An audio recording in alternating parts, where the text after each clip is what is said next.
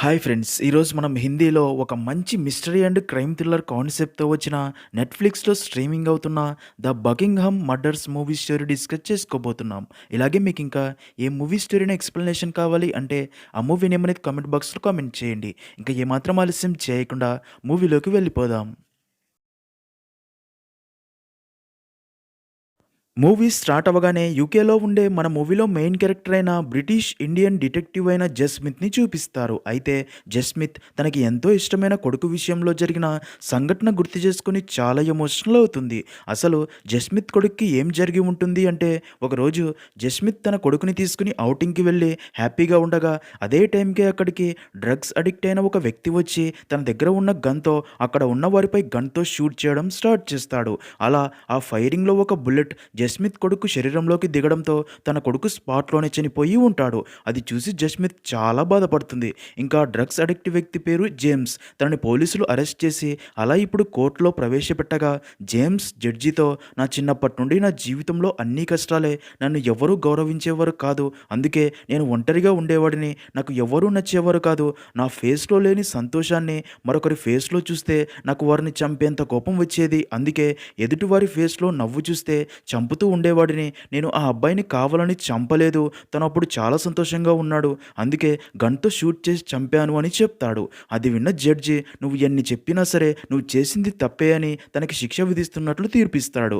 అలా జేమ్స్ని కోర్టు నుండి జైలుకి తీసుకెళ్తూ ఉండగా జస్మిత్ కోపంతో తనని కొట్టి బాధతో అక్కడ నుండి కారులో ఇంటికి వెళ్తూ తన కొడుకుతో ఉన్న మెమరీస్ గుర్తు చేసుకుని చాలా ఎమోషనల్ అవుతుంది. సీన్ కట్ చేస్తే అలా జస్మిత్ ఇంటికి రాగానే తను కోరుకున్న ట్రాన్స్ఫర్ ఆర్డర్ లెటర్ వచ్చి ఉంటుంది. అది చూసిన తన ఫాదర్, నాకు ఒక విషయం కూడా చెప్పకుండా ట్రాన్స్ఫర్ ఎందుకు పెట్టుకున్నావని అడగ్గా దానికి జస్మిత్, నేను ఇంకా ఇదే సిటీలో ఉంటే జరిగిన సంఘటన గుర్తు చేసుకుని నా కొడుకు గుర్తొస్తూ బాధపడుతూ నా డ్యూటీ కూడా సరిగ్గా చేయలేను, అందుకే మరొక సిటీకి ట్రాన్స్ఫర్ పెట్టుకున్నా అని అలా బకింగ్హామ్ షైర్కి వెళ్తుంది. అయితే అప్పటికే ఆ సిటీలోని అన్ని టీవీ ఛానల్స్లో ఒక క్రికెట్ మ్యాచ్ గురించి వచ్చిన మిస్ఇన్ఫర్మేషన్ వల్ల రెండు కమ్యూనిటీ ప్రజల మధ్య గొడవలు స్టార్ట్ అవ్వగా అక్కడి పోలీసులు ఆ గొడవల్ని అదుపులోకి తెస్తున్నారని చూపిస్తూ ఉంటారు. అంతేకాక ఈ సిటీలో అధిక మొత్తంలో డ్రగ్స్ సప్లై అవుతూ యూత్ అందరూ కూడా ఆ డ్రగ్స్కి అడిక్ట్ అయ్యి దారి తప్పుతూ ఉంటారు. ఇక్కడే మనకి డిఐ హార్డీని చూపిస్తారు. తను తన టీం వారితో కలిసి ఒక రెస్టారెంట్లో మాట్లాడుకుంటూ ఉండగా అప్పుడే డిఐ హార్డీ షాకిబ్ అనే కుర్రాడు డ్రగ్స్ ఒక వ్యక్తికి ఇచ్చి వెళ్తున్నట్లు గమనిస్తాడు. ఇంకా డిఐ హార్డీ అండ్ తన టీం కొత్తగా రాబోయే ఇన్స్పెక్టర్ కోసం వెయిట్ చేస్తూ ఉంటారు. ఇంకా రాబోయే ఆ కొత్త డిఐ ఎవరో కాదు, మన జస్మితే. నెక్స్ట్ సీన్ లో అలా జస్మిత్ తన ఆఫీస్కి చేరుకొని అక్కడి డిప్యూటీ సార్జెంట్ అయిన షారోన్ని కలిసి మాట్లాడగా తను జస్మిత్కి తన జాయినింగ్ డాక్యుమెంట్ ఇవ్వగా అలా జస్మిత్ పేపర్ మీద సైన్ చేసి తర్వాత వెళ్ళి తమ బాస్ అయిన మిల్లర్ని కలుస్తుంది. మిల్లర్ మొదట తనతో సిటీలో జరుగుతున్న గొడవల గురించి చెప్పి, నువ్వు కరెక్ట్ టైంకే ఇక్కడికి వచ్చావు, ఇండియన్ ఫ్యామిలీకి చెందిన ఒక అబ్బాయి మిస్ అయిన కేసు వచ్చింది, ఆ కేసుని నువ్వే టేకప్ చేసి త్వరగా సాల్వ్ చేయాలి అనగా అది విన్న జస్మిత్ తన కొడుకుని గుర్తు చేసుకుని కొంచెం ఎమోషనల్ అయ్యి, నేను ఈ కేసును టేకప్ చేయలేను సార్ అని చెప్తుంది. అది విన్న మిల్లర్, నీ కొడుకు విషయంలో ఏం జరిగిందో నాకు తెలుసు, అందుకే నువ్వు ఇలా చెప్తున్నావు, కానీ మనం అందరం ప్రజల కోసం పనిచేయాలి, ఆ అబ్బాయి ఫ్యామిలీ కూడా నీలాగే బాధపడుతూ ఉంటుంది కదా, ఒక్కసారి ఆలోచించు అని చెప్పడంతో అది విన్న జస్మిత్ ఆ కేసును టేకప్ చేస్తుంది. అలా జస్మిత్ వెళ్ళి హార్డీ అండ్ తన టీంని కలిసి ఆ కేసు గురించి తెలుసుకోగా మిస్ అయిన అబ్బాయి పేరు ఇస్ప్రిత్ అని తెలుస్తుంది. తర్వాత అందరూ ఇస్ప్రిత్ పేరెంట్స్తో మాట్లాడడానికి తన ఇంటికి వెళ్ళి వారితో మాట్లాడతారు. ఇస్ప్రిత్ పేరెంట్స్ పేర్లు దల్జిత్ అండ్ ప్రీతి. దల్జిత్ జస్మిత్తో, మా పేరెంట్స్ కోవిడ్ టైంలో చనిపోయారు అని మా కొడుకు ఇస్ప్రిత్ని చివరిగా ఈరోజు ఉదయం స్కూల్ దగ్గర వదలడానికి వెళ్ళినప్పుడు చూసా, తను ప్రతిరోజు మధ్యాహ్నం 2 గంటలకల్లా ఇంటికి తిరిగి వచ్చేవాడు, కానీ ఈరోజు ఇప్పటిదాకా ఇంటికి రాలేదు అని చెప్తాడు. అప్పుడే ప్రీతి జస్మిత్తో, ఇస్ప్రిత్ తన ఫ్రెండ్ అయిన ఫ్లోరెన్స్ ఇంటికి అప్పుడప్పుడు వెళ్ళేవాడు, కానీ ఈరోజు అక్కడికి కూడా వెళ్ళలేదు అని ఫ్లోరెన్స్ అమ్మ చెప్పింది అంటుంది. అయితే ఇక్కడే జస్మిత్ అండ్ హార్డీ టీంకి తెలిసే విషయం ఏంటంటే దల్జిత్ అండ్ ప్రీతి ఇస్ప్రిత్ని దత్తత తీసుకున్నారు అని. అలా సాయంత్రం అయినా సరే ఇస్ప్రిత్ గురించి ఎలాంటి ఇన్ఫర్మేషన్ తెలియదు.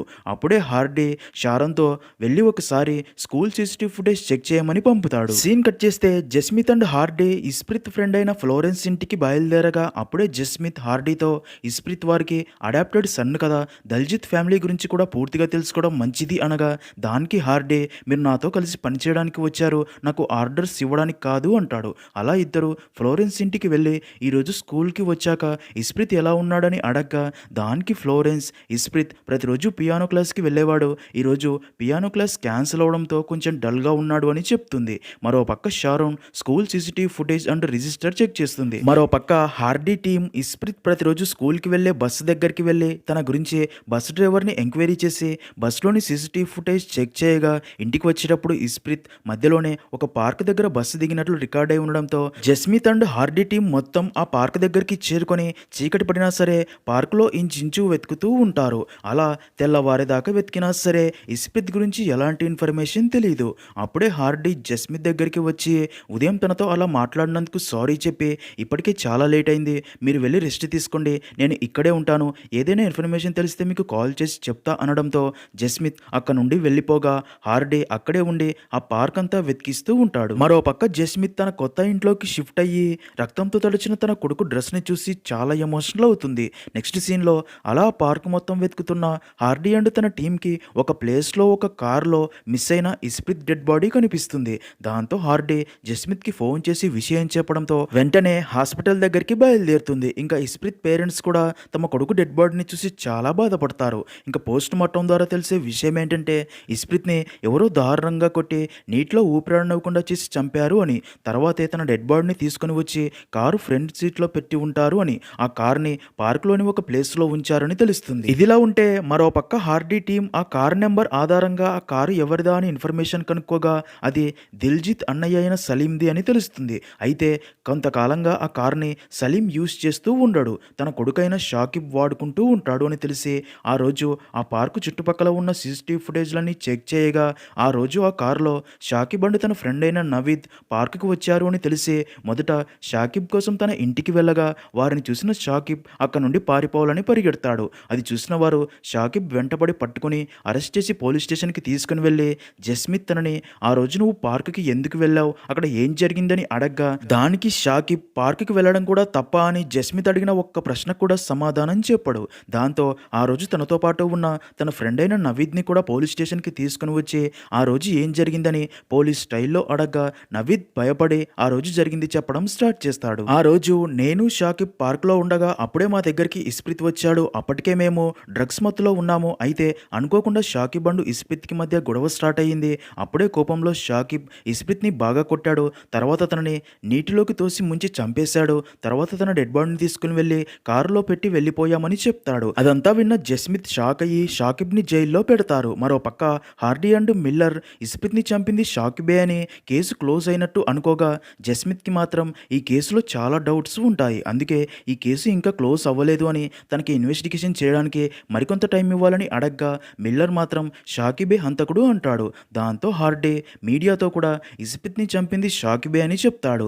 తర్వాత హార్డీ ఇంటికి వెళ్ళి బెడ్కే పరిమితమైన తన చెల్లెలు ఆరోగ్య పరిస్థితిని చూసి చాలా ఎమోషనల్ అవుతాడు. సీన్ కట్ చేస్తే షాకిబ్ని ఇస్ప్రిత్ కేసులో అరెస్ట్ చేశారు అని షాకిబ్ పేరెంట్స్ ఇస్ప్రిత్ పేరెంట్స్ దగ్గరికి వచ్చి సలీం దిల్జిత్తో చూడు తమ్ముడు, షాకిబ్ అండ్ ఇస్ప్రిత్ అన్నదమ్ముల్లాంటి వారు, అలాంటప్పుడు షాకిబ్ తనని ఎందుకు చంపుతాడు, ఇదంతా అబద్ధమని ఎంత చెప్పినా సరే దిల్జిత్ తన అన్నయ్య మాటలు వినడు. ఎందుకంటే వారి మధ్య అప్పటికే చిన్న చిన్న గొడవలు ఉంటాయి కాబట్టి.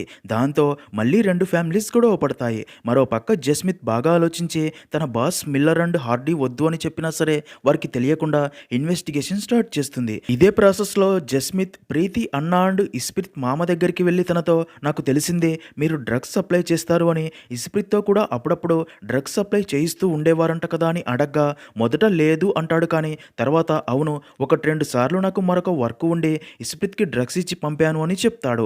అయితే ఇస్ప్రిత్ హత్యకి తనకి సంబంధం లేదు అని తెలుస్తుంది. ఇక్కడే మనకు తెలిసే మరొక విషయం ఏంటంటే దిల్జిత్ తమ్ముడు పృథ్వీకి తన అన్న భార్య ప్రీతి అంటే ఇష్టం ఉంటుంది. అందుకే ఒకరోజు తన వదిన ఇంట్లో ఒంటరిగా ఉండగా తనని హక్ చేసుకోవాలని చూస్తాడు. దాంతో షాక్ అయిన ప్రీతి పృథ్వీని తిట్టి అక్కడ నుండి వెళ్ళిపోమంటుంది. నెక్స్ట్ సీన్లో అలా కొన్ని రోజులు గడిచిపోతాయి. జస్మిత్ ఈ కేసు ఇన్వెస్టిగేషన్లో తెలుసుకున్న నిజాలన్నీ తన బాస్ మిల్లర్ని కలిసి చెప్పి తను చివరిగా ఒక్కసారి జైల్లో ఉన్న షాకిబ్ని కలవడానికి పర్మిషన్ అడగడంతో మిల్లర్ పర్మిషన్ ఇప్పిస్తాడు.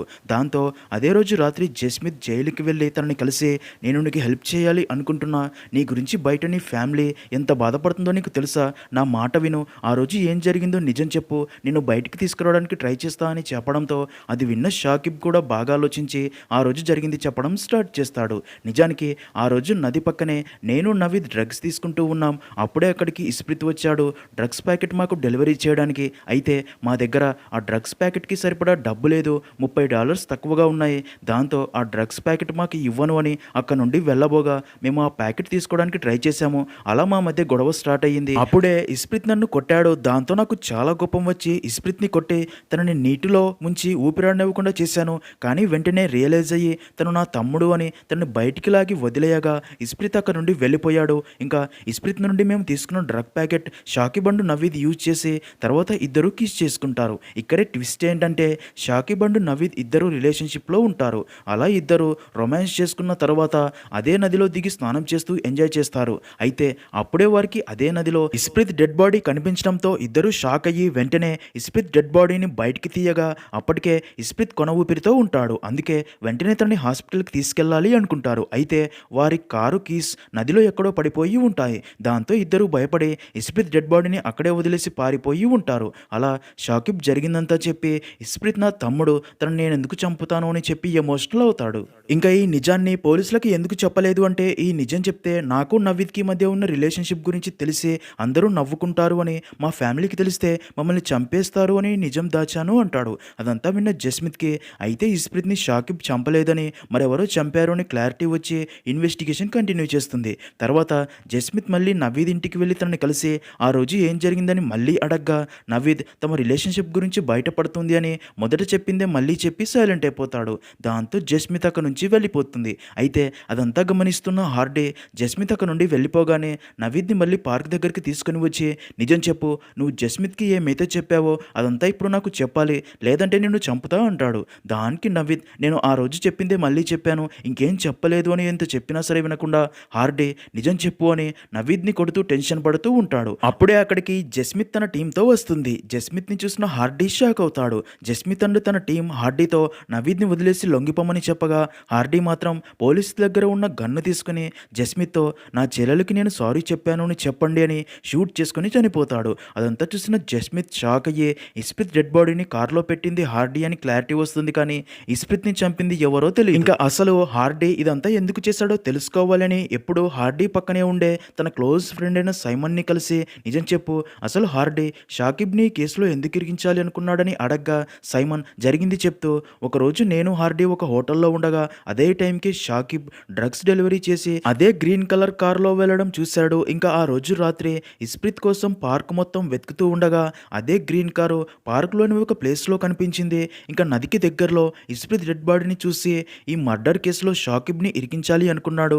ఎందుకంటే షాకిబే తన చెల్లెలు షాలినికి డ్రగ్స్ అలవాటు చేసి తన ఆరోగ్యం పాడయ్యి ఈ పరిస్థితిలో ఉండడానికి కారణమనే కోపంతో. అందుకే మీ అందరినీ రెస్ట్ తీసుకోమని పంపి మీరందరూ వెళ్ళిపోయాక ఇస్ప్రిత్ డెడ్ బాడీని తనే ఆ కారు ఫ్రంట్ సీట్లో పెట్టాడు. దీనికోసం నా సహాయం కూడా తీసుకున్నాడని అంతా చెప్తాడు. అదంతా విన్న జస్మిత్కి ఇప్పటికీ కూడా ఇస్ప్రిత్ని చంపింది ఎవరో అర్థం కాదు. ఇంకా ఇస్ప్రిత్ చావుకి షాకిబ్ కారణం కాదు అని తెలిసి తను జైలు నుండి రిలీజ్ అయ్యేలా చేయిస్తుంది. మరో పక్క జస్మిత్ టీం మెంబర్ దిల్జిత్ని ఫాలో అవుతూ ఉండగా తనకి ఒక విషయం తెలుస్తుంది. అదేంటంటే దిల్జిత్ ఇస్ప్రిత్కి ప్రియానో టీచర్ అయిన ఇంద్రాణిని కలిసి తనతో సీక్రెట్గా మాట్లాడుతూ ఉంటాడు అని, దాంతో వారిద్దరి మధ్య అఫేర్ ఉందని అర్థమవుతుంది. ఇదిలా ఉంటే జస్మిత్తో తన టీం వ్యక్తి అయిన షారోన్ దిల్జిత్ ఇస్ప్రిత్ ఇన్సూరెన్స్ కోసం క్లెయిమ్ ఫైల్ చేశాడు. కానీ ప్రాసెసింగ్ స్టార్ట్ అవ్వలేదు, ఎందుకంటే ఇంకా ఈ కేసు క్లోజ్ కాలేదు కాబట్టి అని చెప్తుంది. మరోపక్క అదే రోజు రాత్రి దిల్జిత్ ఇంటికి రాగా అదే టైంకే ప్రీతి రూమ్లో పృథ్వీ ప్రీతితో అసభ్యకరంగా ప్రవర్తిస్తూ ఉండడంతో ప్రీతి తన నుండి తప్పించుకోవడానికి గట్టిగా అరుస్తుంది. అది చూసిన దిల్జిత్ కోపంతో పృథ్వీని దారుణంగా కొట్టి చంపేస్తాడు. ఈ విషయం పోలీసులకి తెలియడంతో వెంటనే అక్కడికి వచ్చి దిల్జిత్ని కస్టడీలోకి తీసుకుని ప్రీతిని అసలు ఏమైందని అడగ్గా దానికి ప్రీతి పృథ్వీ నా రూమ్లోకి వచ్చి నాతో అసభ్యకరంగా ప్రవర్తిస్తూ ఉండడంతో నేను తన నుండి తప్పించుకోవడానికి గట్టిగా అరుస్తూ ఉన్నాను. అదే టైంకే దిల్జిత్ ఇంటికి వచ్చి పృథ్వీ నుండి నన్ను కాపాడాడు అని. నిజానికి పృథ్వీ దిల్జిత్ సొంత తమ్ముడు కాదు, తనకి ఇస్ప్రిత్ వయసు ఉన్నప్పుడు ఇంటికి తీసుకుని వచ్చారు. అప్పటి నుండి మా ఇంట్లోనే పెరిగాడు. కానీ తనకి నా మీద ఇలాంటి ఉద్దేశం ఉందని నాకు తెలియదు అంటుంది. అది విన్న జస్మిత్ దిల్జిత్ మొదటి నుండి ఇలాగే కోపంగా ఉండేవాడా అని అడగ్గా దానికి ప్రీతి బిజినెస్లో లాస్ వచ్చాక తనకి కోపం మరింత పెరిగిపోయింది. తనకి డబ్బు అవసరం చాలా ఉండేది, ఎందుకంటే మళ్ళీ కొత్త బిజినెస్ స్టార్ట్ చేయాలి అనుకుంటూ ఉండేవాడు అంటుంది. ఇంకా ఇంద్రాణి గురించి అడగ్గా ప్రీతి ఏమీ చెప్పదు. దాంతో ప్రీతిని అక్కడ నుండి పంపుతారు. ఇంకా అదంతా విన్న జస్మిత్ దిల్జిత్ దగ్గరికి వెళ్ళి నాకు తెలుసు నీకు కోపం ఎక్కువ, నువ్వు నీ భార్యను భార్యను కూడా కొడుతూ ఉంటావని, ఇంక నువ్వు నీ బిజినెస్ పార్ట్నర్స్‌ని అడగకుండానే డ్రగ్స్‌ని కూడా అమ్మేశావు. ఎందుకు అని అడగ్గా దానికి దిల్‌జిత్ నాకు డబ్బు అవసరం ఉంది. అందుకే అలా చేశా అంటాడు. అయితే అదే డబ్బు కోసమే నువ్వు ఇస్ప్రిత్‌ని కూడా చంపేశావా అని అడగ్గా అది విన్న దిల్‌జిత్‌కి చాలా కోపం వస్తుంది. జస్మిత్ తనతో 4 సంవత్సరాల కిందట ఇస్ప్రిత్ పేరు మీద 2,00,000 పౌండ్స్ ఇన్సూరెన్స్ చేయించావు కదా!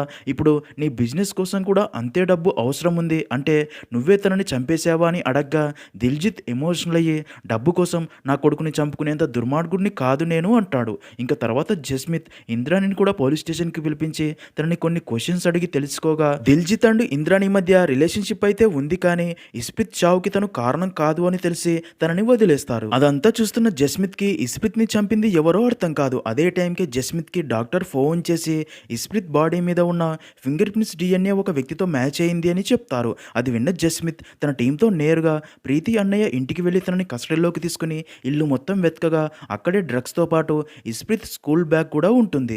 దాంతో తనని అరెస్ట్ చేసి తన దగ్గర సీక్రెట్‌గా ఉన్న ఫోన్‌ని తీసుకుని దాన్ని చెక్ చేయగా అందులో ఒకే ఒక్క ఫోన్ నెంబర్ ఉంటుంది. ఆ ఫోన్ నెంబర్ తీసుకుని దాన్ని ట్రాక్ చేయగా అది తన అక్క ప్రీతి నెంబర్ అని తెలిసి తను ఇప్పుడు దేశం విడిచి వెళ్ళిపోతుంది అని తెలిసి వెంటనే ఎయిర్‌పోర్ట్‌కి వెళ్లి ప్రీతిని కస్టడీలోకి తీసుకుంటారు.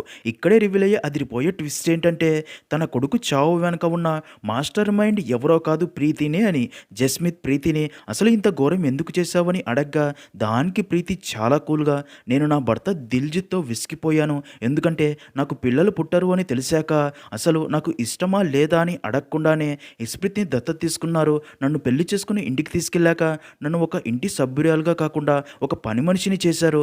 మొదట దిల్‌జిత్ అమ్మకి పని మనిషిని చేశారు. తర్వాత ఇస్ప్రిత్‌ని దత్తత తీసుకొని తనకి పని మనిషిని చేశారు. నా భర్త ఒక్కరోజు కూడా నన్ను భార్యగా ప్రేమగా చూడలేదు.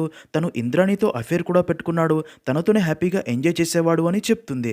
దానికి జస్మిత్ మరి పృథ్వీని ఇందులో ఎందుకు ఇరికించావని అడగ్గా పృథ్వీ చిన్నతనం నుండి మా ఇంట్లోనే పెరిగాడు. తను మాత్రమే నా మాట వింటూ నా కంట్రోల్లో ఉండేవాడు. అందుకే నా కోసం నా గురించి ఇంపార్టెన్స్ ఇచ్చేవాడు ఒక్కడైనా ఉన్నాడు అని తనతో క్లోజ్గా ఉండేదాన్ని. కానీ పృథ్వీ నా నుండి ఏదో ఆశించేవాడు అనగా దానికి జస్మిత్ అసలు నువ్వు పృథ్వీని ఇస్ప్రిత్‌ని చంపడానికి ఎలా ఒప్పించావని అడగ్గా ఆ రోజు ఇస్ప్రిత్ డ్రగ్స్ అమ్మడానికి నా అన్నయ్య ద్వారా తనని పార్క్ దగ్గరికి వచ్చేలా ఏర్పాటు చేస్తా. నువ్వు అక్కడే ఇస్ప్రిత్‌ని కలిసి తనని నది దగ్గరికి తీసుకుని వెళ్ళి నీటిలో ముంచి చంపాలి అని చెప్పాను. తను నేను చెప్పినట్లే చేశాడు అని చెప్తుంది. అయితే షాకిబ్ నిర్దోషిగా జైలు నుండి విడుదల కాగానే పృథ్వీ తనే ఇస్ప్రిత్‌ని చంపింది అన్న విషయం ఎక్కడ పోలీసులకి తెలిసిపోతుందో అని ఫుల్‌గా భయపడిపోతాడు. తనని అలా చూసిన ప్రీతి తనకి ధైర్యం చెప్తుంది. అలాగే పృథ్వీ ఎప్పటి నుండో కోరుకుంటున్నట్టు తనతో ఇంటిమేట్ అయి ధైర్యం చెప్పి మనం ఇద్దరం కలవటం ఇదే లాస్ట్, మళ్ళీ మనం కలవకూడదు అని. దిల్‌జిత్‌కి ఈ విషయం తెలిస్తే మనల్ని బ్రతకనివ్వడు అంటుంది. అది విన్న పృథ్వీ ప్రీతిని గట్టిగా హగ్ చేసుకుని నువ్వంటే నాకు చాలా ఇష్టం, నువ్వు నన్ను వదిలి వెళ్ళకు అని ఏడుస్తాడు. అదే టైంకి అక్కడికి దిల్‌జిత్ వచ్చి చూసి పృథ్వీదే తప్పు అనుకుని తనని కొట్టి చంపేసి ఉంటాడు. తర్వాత ఏం జరిగిందో ఇంకా తెలుసు. అదంతా విన్న జస్మిత్‌కి చాలా కోపం వచ్చి పృథ్వీ ఒక చిన్న పిల్లవాడు, తనతో మరొక చిన్న పిల్లాడిని చంపించేశావు, నువ్వు అసలు మనిషివేనా అనగా దానికి ప్రీతి చనిపోయిన వారికి కూడా రెస్పెక్ట్ దొరుకుతుంది, కానీ నా భర్త నాకు ఎప్పుడూ ప్రేమ చూపించలేదు, రెస్పెక్ట్ ఇవ్వలేదు. నా భర్త నాకు కావాల్సిన ప్రేమ చూపించి ఉంటే నన్ను ప్రేమగా చూసుకుని ఉంటే నేను ఇలా మారి వారి చావులకి కారణమయ్యేదాన్ని కాదు కదా. దిల్‌జిత్‌కి ఇస్ప్రిత్ అంటే ప్రాణం, అందుకే వాడిని నా భర్తకి దూరం చేశాను. ఇప్పుడు నా బాధ వాడికి కూడా తెలుస్తుంది అంటుంది. అదంతా విన్న జస్మిత్‌కి చాలా కోపం వస్తుంది. తనని కస్టడీలోకి తీసుకుంటుంది. ఇంకా ఈ విషయం తెలిసిన దిల్‌జిత్ జస్మిత్‌తో నాకు ఉన్న కోపానికి ఎప్పుడో ప్రీతిని కూడా చంపేసి ఉంటే నా కొడుకు ప్రాణాలతో ఉండేవాడు అనగా అది విన్న జస్మిత్‌కి మరింత కోపం వచ్చి నువ్వు ఇలా బిహేవ్ చేయడం వల్లే తను ఇలా మారి ఇదంతా జరిగింది అని తన చెంప చెల్లుమనేలా కొట్టి అక్కడి నుండి బయటకు వస్తుంది. సీన్ కట్ చేస్తే జస్మిత్ అలా కేసుని క్లోజ్ చేస్తుంది. మరుసటి రోజు ఇస్ప్రిత్ ఇంట్లో తన అంత్యక్రియలు జరుగుతూ ఉండగా జస్మిత్ కూడా అక్కడికి వస్తుంది. తన కొడుకుని గుర్తు చేసుకుని చాలా ఎమోషనల్ అవుతుంది. అప్పుడే తన కొడుకు పేరు మీద ఉన్న ఇన్సూరెన్స్ డబ్బు క్లెయిమ్ చేసుకోమని లెటర్ కూడా వస్తుంది. అది చూసిన జస్మిత్ తర్వాత ఆ లెటర్తో పాటు తన కొడుకు బట్టలు కూడా తీసుకుని వెళ్ళి తగలబెట్టి ఆ బాధ నుండి బయటపడాలి అనుకుంటుంది. కానీ కొడుకు చావుని మర్చిపోవడం ఏ అమ్మకి సాధ్యం కాదు. అలా అక్కడే కూర్చొని చాలా బాధపడుతుంది. అలా అక్కడితో మూవీ అనేది ఎండ్ అవుతుంది.